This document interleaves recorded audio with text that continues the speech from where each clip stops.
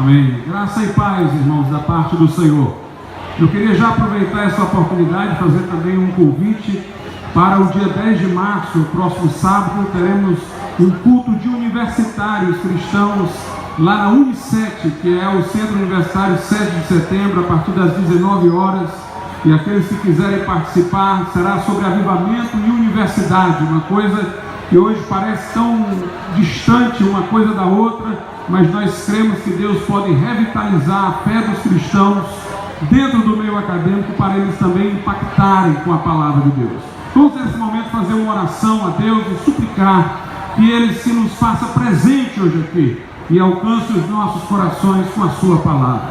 Oremos. Nosso Deus e Supremo Pai, Pai de nosso Redentor Jesus Cristo, em quem pomos a nossa confiança e por quem temos esperança, neste momento nós te suplicamos, abre os céus e vem na pessoa do Teu Espírito, iluminar a nossa mente, dispor para contigo o nosso coração, trazer vidas ao arrependimento, revelar a Cristo e o poder da sua ressurreição, e que saiamos pela Tua palavra, dirigidos, encaminhados para a Tua vontade, para a salvação que nos foi providenciada na cruz, em nome de Jesus, amém. Eu gostaria de ler um texto que se encontra na primeira carta que escreveu o apóstolo Paulo aos Coríntios, capítulo de número 1, a partir do versículo de número 21, que diz o seguinte: pois visto que na sabedoria de Deus o mundo não conheceu a Deus pela sua sabedoria, aprouve a Deus salvar os crentes pela loucura da pregação, porque os judeus pedem sinal e os gregos buscam sabedoria, mas nós pregamos Cristo crucificado, que é escândalo para os judeus e loucura para os gregos. De acordo com o apóstolo Paulo, o coração da nossa mensagem, o centro da nossa mensagem é um evento que aconteceu na cruz, quando Jesus Cristo ali estava como nosso substituto, morrendo em nosso lugar, recebendo sobre si o castigo que nos traz a paz, vertendo o seu sangue pela remissão dos nossos pecados. Essa mensagem, entretanto, focada na cruz, centrada na cruz, é considerada por este mundo uma loucura, mas nós não levamos em conta o juízo que este mundo faz, porque na sua sabedoria secular, este mundo não entendeu a sabedoria e o plano de Deus. Mas nós pregamos esta loucura, esta mensagem, que é o poder de Deus, que é a sabedoria de Deus. Os judeus queriam dos apóstolos que anunciavam a mensagem na cruz apenas coisas portentosas, sinais.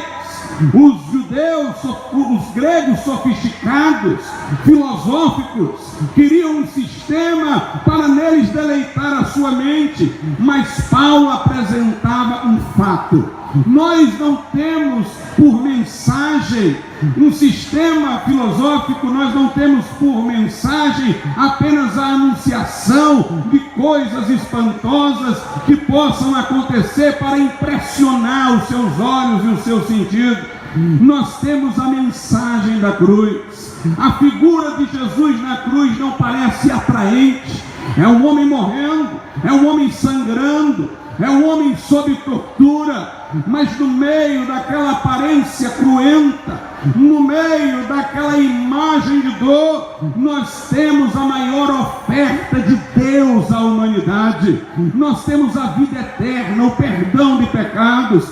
Deus amou o mundo de tal maneira que deu o seu Filho unigênito, para que todo que nele crê não pereça, mas tenha a vida eterna.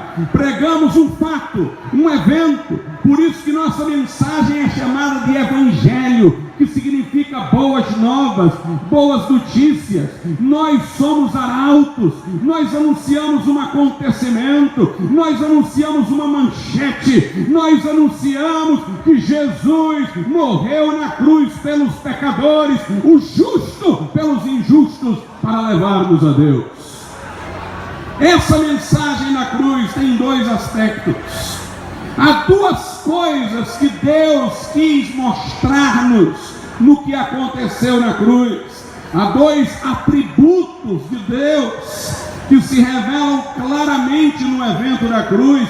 E há duas atitudes que Deus espera de nós em resposta ao que aconteceu lá na cruz do Calvário. Em primeiro lugar, Paulo diz na carta aos Romanos, no capítulo 3, que ali na cruz foi manifestada a justiça de Deus.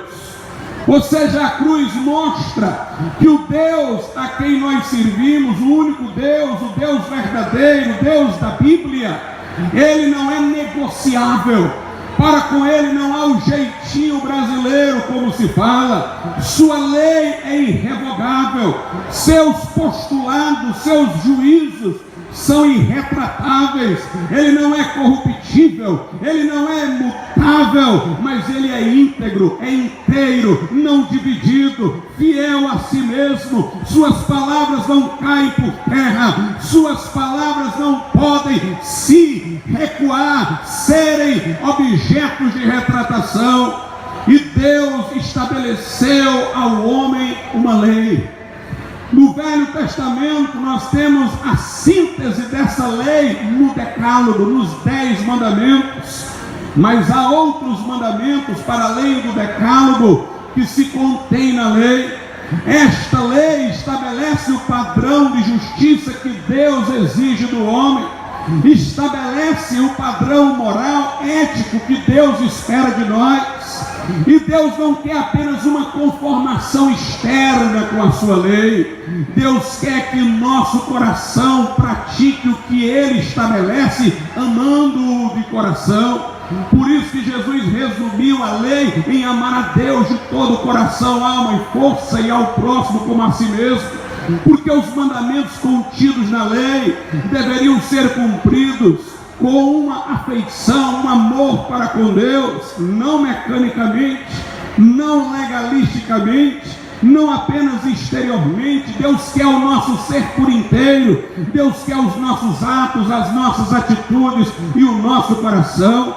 Não é menos do que isso que Ele exige de sua criatura, feitura de suas mãos.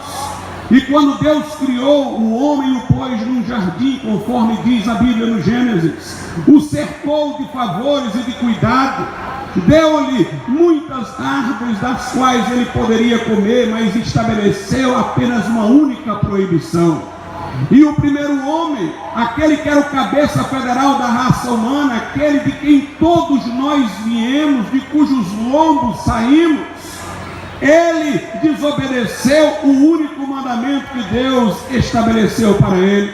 E quando ele pecou, o pecado é tão grave, porque transgride uma lei eterna, porque é um ato de rebeldia contra o Ser Supremo, que teve efeitos cósmicos. A terra foi amaldiçoada por causa do homem, passou a produzir espinhos, veio para o corpo a enfermidade, a velhice e a morte, veio a dificuldade da terra de dar o seu fruto, e veio para o homem, acima de tudo, uma fraqueza moral. O pecado drenou as forças morais do homem, colocou um veneno no homem, de maneira que ele é sempre inclinado para o mal, para o egoísmo, para estar distante de Deus. A Bíblia diz: a inclinação da carne é inimizade contra Deus.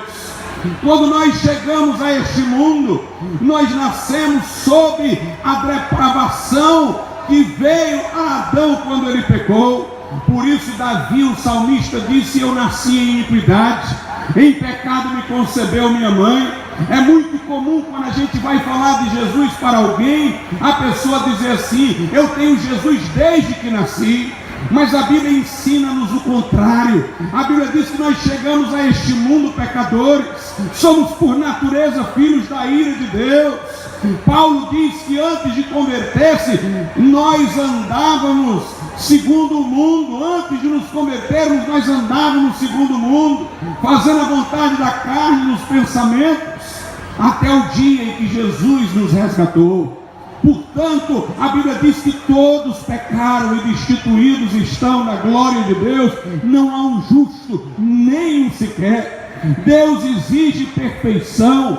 Para Deus não há o quase perfeito, 99% perfeito. Para Deus é tudo ou nada. Ou o homem é justo segundo o seu padrão absoluto, ou é pecador. Diz Tiago que se o homem descumprir um preceito da lei de Deus, para com Deus é culpado de a todos os preceitos ter descumprido. Dessa maneira, nós não podemos nos salvar a nós mesmos. E para mostrar que sua lei é irrevogável e a sentença que ela estabelece para os pecadores é a morte, a alma que pecar essa morrerá, Deus enviou Jesus para morrer na cruz por nós. O que eu estou tentando dizer é que apesar de nós sermos infratores, transgressores, pecadores, Deus ainda assim nos amou. Deus quis estabelecer para nós uma rota de escape. Deus quis fazer descer do céu à terra uma escada de ascensão. Deus quis lançar-nos uma tábua de salvação. Mas para que Deus fizesse isso sem mudar a sua lei, era preciso que alguém pagasse o preço, que seríamos nós a pagar se ele não tivesse pago. Então Jesus veio para satisfazer a justiça de Deus, que exigia punição para o pecado, a fim de que Deus pudesse nos oferecer perdão e misericórdia. E eu quero que você preste atenção nisso. Deus é tão imutável, Deus é tão irretratável, que Jesus teve que morrer para que ele pudesse nos oferecer perdão. O pecado teve que ser expiado, a culpa teve que ser compensada, e não era qualquer pessoa que satisfaria a justiça de Deus, não. Tinha que ser um homem santo, justo, morrendo pelos injustos, porque se também ele fosse pecador, mereceria de igual modo a sentença de morte, mereceria o castigo eterno. Mas Jesus fez-se homem, enquanto o homem foi tentado como nós, mas sem pecado. Mais ainda, não era bastante que fosse um homem justo, perfeito, era preciso que este homem fosse também Deus, para que a morte de um cobrisse o pecado de todos, para que a morte de um pudesse dar perdão a quem quer que viesse a ele arrependido, para fazer uma provisão infinita a favor dos pecados múltiplos que nós cometemos. Tinha que ser um ser infinito. Jesus morreu como homem no lugar dos homens, como justo no lugar dos injustos, e era Deus, para que a sua morte por nós tivesse um valor inesgotável, infinito, para que uma fonte de perdão se abrisse, uma fonte que não pode secar, uma fonte que não pode deixar de jorrar. Portanto, quando nós olhamos para a cruz, nós devemos ver a justiça de Deus. Olhe para ali e veja como o pecado é grave. Olhe para a cabeça de Jesus traspassada pela coroa de espinhos. Olhe para suas barbas e cabelos que foram arrancados. Lembre-se que ele estava lá, não como os filmes o mostram, com um pano aqui, ele estava despido sob vergonha, atravessado pelos cravos, flagelados nas costas pelos chicotes. O pai dele se ausentou porque os nossos pecados estavam sobre ele. O pai recuou, ele disse: Deus meu, por que me desamparaste? Os demônios se aproximaram para oprimi-lo. Tal era a sua angústia que antes de chegar na cruz, orando ao Pai, ele orava com tanta angústia que o seu suor se convertia em sangue. Veja nisso como a justiça de Deus é implacável, como a lei de Deus é irrevogável. E quando Deus mostra-nos isso, ele está esperando uma resposta de nós. Qual é a resposta? O arrependimento. Eu devo olhar para mim no espelho da lei de Deus e ver quão pecador eu sou. Eu devo reconhecer que o meu pecado é grave, abominável, enojar a minha conduta e bater no meu coração, como Jesus disse que o pecador fez no templo, e dizer a Deus: ser propício a mim, que sou um pecador. Você precisa reconhecer o seu pecado, sentir o seu pecado nessa noite, quão grave ele é. Alguns homens reconhecem que são errados, que pecam, mas eles se desculpam porque se comparam com o seu vizinho e dizem: errar é humano, todo mundo erra. Ele olha para o seu vizinho que é pior do que ele e diz: bem, eu sou mau, mas nem tanto. Mas no dia do juízo, você comparecerá sozinho diante de Deus. Você não irá poder se comparar com o seu vizinho, mas você vai se comparar com Deus. E aí vai ficar evidente quão pecador você é sob a luz da santidade de Deus. Um profeta bíblico chamado Isaías entrou no templo, e quando ele entrou, ele teve uma visão do Senhor no alto e sublime trono. Quando ele contrastou seu pecado com a santidade de Deus, ele disse: ai de mim, que sou um homem de lábios impuros, habito no meio de um povo de impuros lábios. Paulo disse: miserável homem que sou, quem me livrará do corpo dessa morte? É preciso você sentir o seu pecado, abominar-se no pó e na cinza, se arrepender da vida que você tem levado. Essa é a resposta, a manifestação da justiça de Deus na cruz, a sua contrição, o seu arrependimento. Mas nós vivemos num tempo em que as pessoas se mostram indispostas ao arrependimento. Sabe por quê? Porque no nosso tempo não apenas se quer diminuir a gravidade do pecado, se quer negar a ideia de pecado. Isaías diz: ai dos que ao bem chamam mal e ao mal chamam bem, que ao amargo chamam de doce e ao doce de amargo. Nós vivemos numa cultura que está com os valores invertidos. O movimento que luta pela legalização da maconha quer transformar as drogas de infração em direito. Os crentes, no seu trabalho de evangelizar drogados e trazê-los a Cristo para que sejam recuperados, até agora são vistos como fazendo um bem à sociedade. Mas eles querem legalizar as drogas para de repente mudar a imagem dos crentes. Eles são pessoas que estão impedindo os drogados de exercerem o seu direito. Eles querem legalizar as drogas para o pecado virar direito e nós virarmos os intolerantes em vez daqueles que ajudam. Nós vivemos numa sociedade marcada pela sodomia, por todo tipo de pecado sexual e desordenação. Lá em Romanos 1 diz que porque os homens rejeitaram a Deus, Deus os entregou a paixões infames para corromperem os seus próprios corpos. E na sociedade atual, o que levou Deus a destruir Sodoma e Gomorra é homenageado.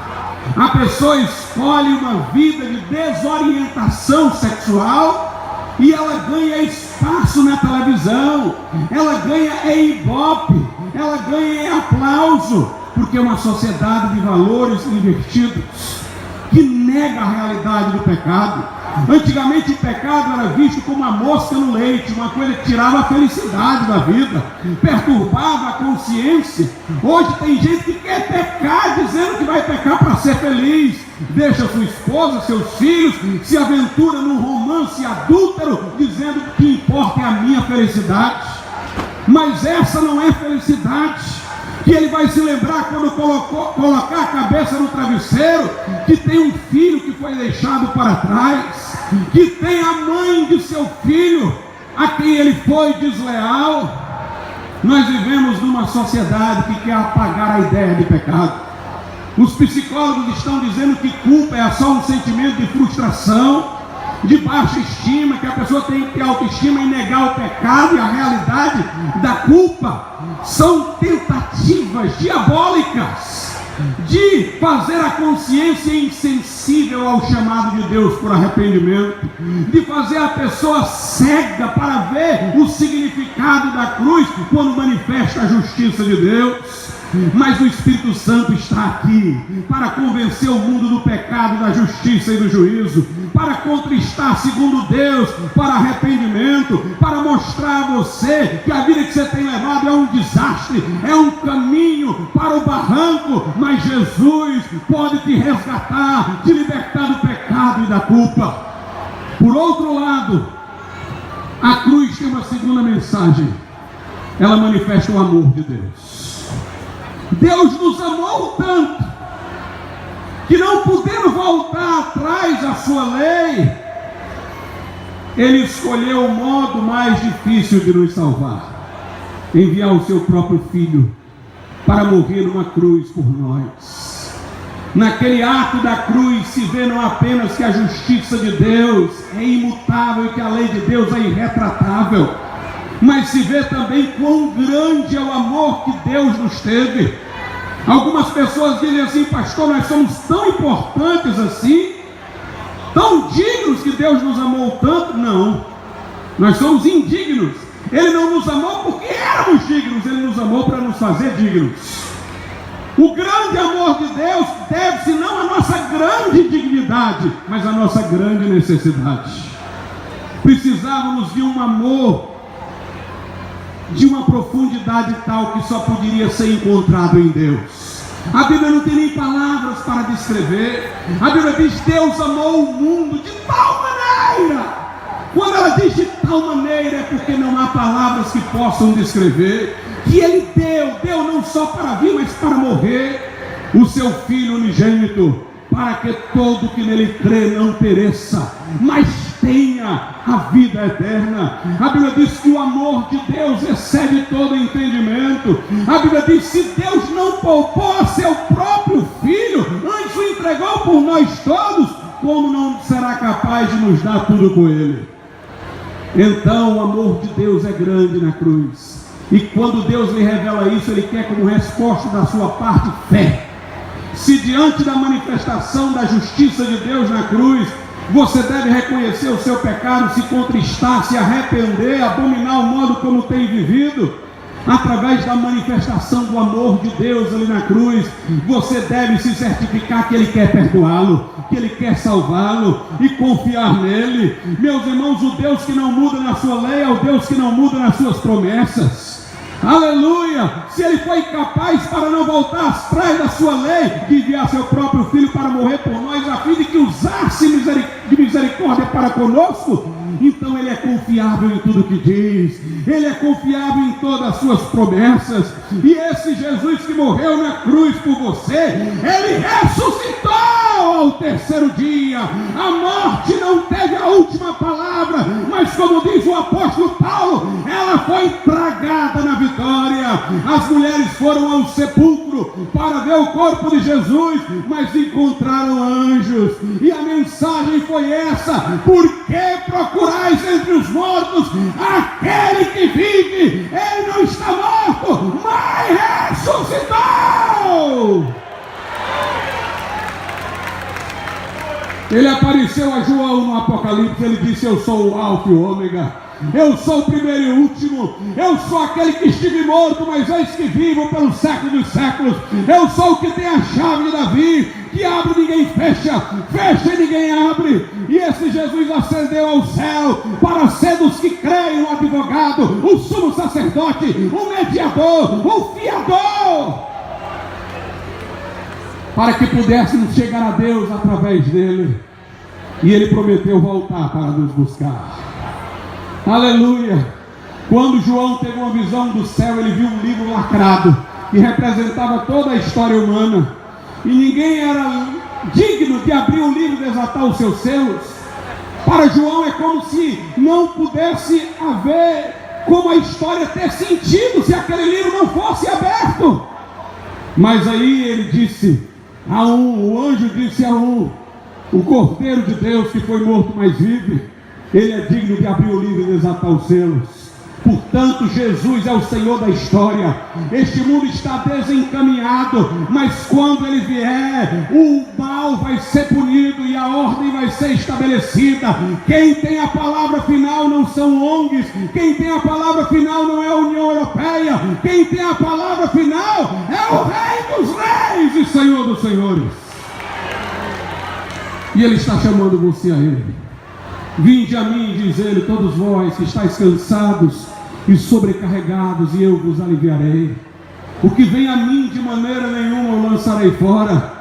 Ele diz: quem tem sede, venha a mim e beba. Quem crê em mim, como diz a Escritura, do seu interior fluirão rios de água viva. Hoje a cruz lhe foi apresentada, mas Deus está esperando de você uma resposta. arrependa-se dos seus pecados, entregue no sangue que Jesus derramou ali.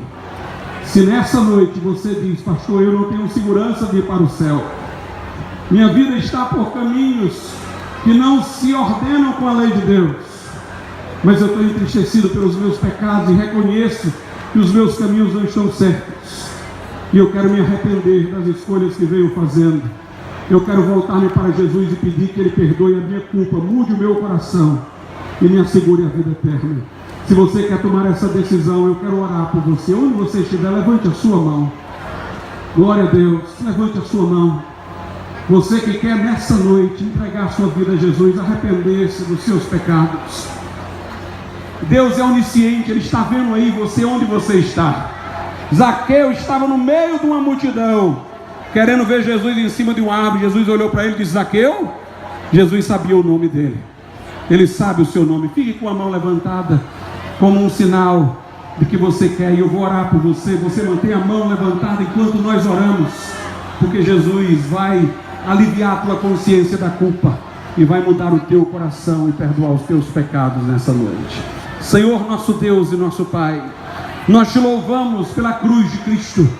Aleluia! Nós te louvamos pela morte vicária do Senhor. Te louvamos por tão grande salvação a nós providenciada. Olha para estes que com a mão erguida assinalam que os seus corações gritam por socorro, porque sentiram a sua culpa, porque sentiram, meu Deus, o erro dos seus caminhos. E agora eles veem a fonte de perdão, a fonte de salvação. Eles veem a Cristo, eles se agarram a Ti, Senhor, e as Tuas promessas, ao Evangelho, que é o poder de Deus para a salvação de todo aquele que crê. Pelo sangue de Jesus apaga toda culpa, perdoa todo pecado. Pelo poder do Espírito Santo muda e transforma os corações, dá a segurança de morar no céu. E que não sejam derrotados por este mundo, mas andem por sobre as águas, que agarrem a Tua palavra com firmeza, digam não ao mundo a cada dia e sigam a jornada, segurando a mão de Jesus até o céu. Obrigado, Senhor, por essas vidas. Nós te agradecemos em nome de Jesus. Amém e amém. Deus abençoe.